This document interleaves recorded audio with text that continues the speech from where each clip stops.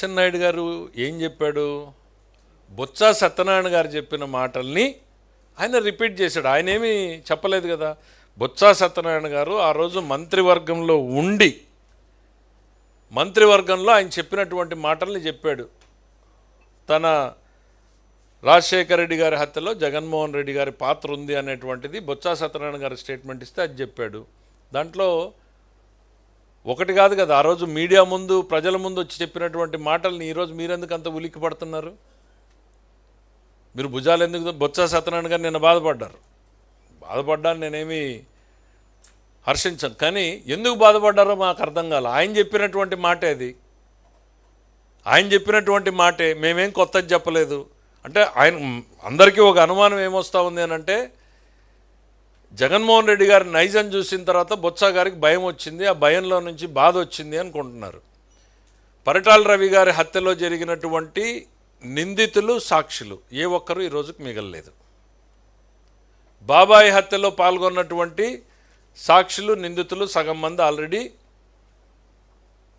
లోకాన్ని వదిలిపోయినటువంటి పరిస్థితులు వచ్చినాయి. ఈ సీరియల్ నంబర్లో నా సీరియల్ నంబర్ ఏమన్నా యాడ్ అవుతుందా, మర్చిపోయిన వాడిని మళ్ళీ గుర్తు చేస్తున్నారు అనేటువంటిది ఎక్కడో ఆయనకు భయం వచ్చి ఆ భయంలో నుంచి బాధ పుట్టుకొచ్చిందేమో అని అనుకోవాల్సిందే తప్ప, ఆయన ఇచ్చినటువంటి మాటలను ఆయన గురించి మాట్లాడితే ఆయనకి ఎందుకు అంత బాధ వస్తుంది? ఎందుకు?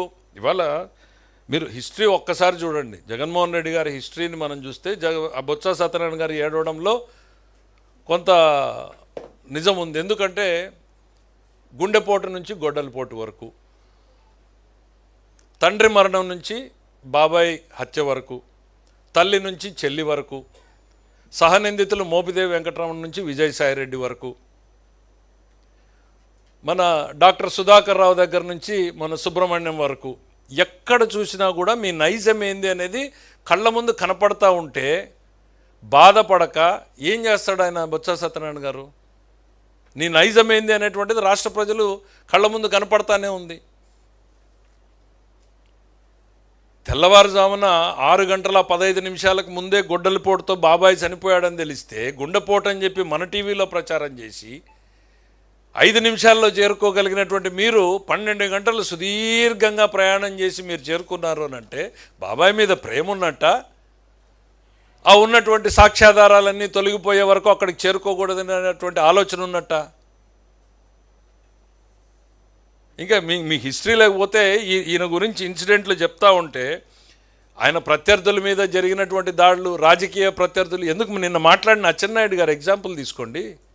పాపం ఆయన సర్జరీ చేయించుకుంటే 700 కిలోమీటర్లు ప్యాంటు మళ్ళీ సర్జరీ అయిన పాయింట్లో కుట్లూడిపోయి మళ్ళీ రక్తం వస్తే కూడా కనీసం కనికరం లేకుండా 700 కిలోమీటర్లు బొలిరో జీపుల్లో తిప్పి తీసుకొచ్చారే.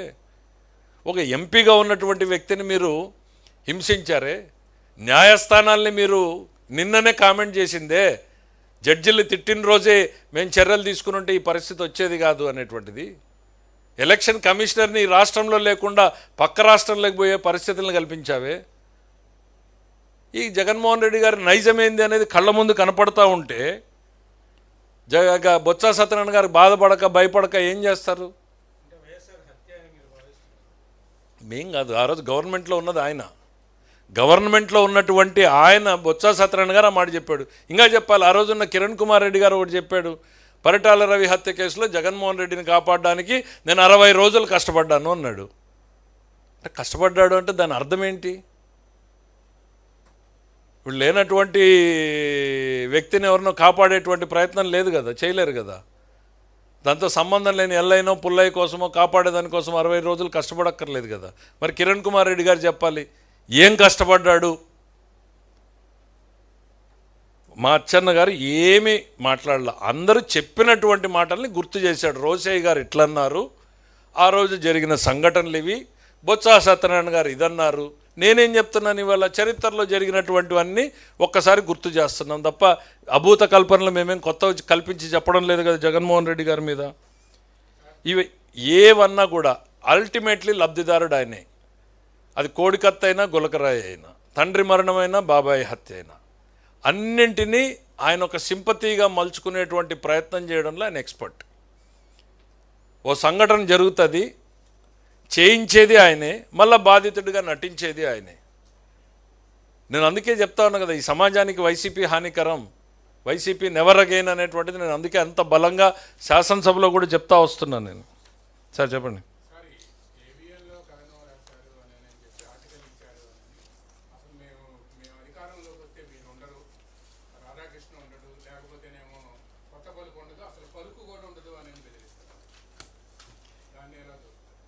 వీళ్ళకి ఏబిఎన్ గురించి సిబిఎన్ గురించి ఇంకా సరిగ్గా తెలియదని అనిపిస్తుంది నాకు.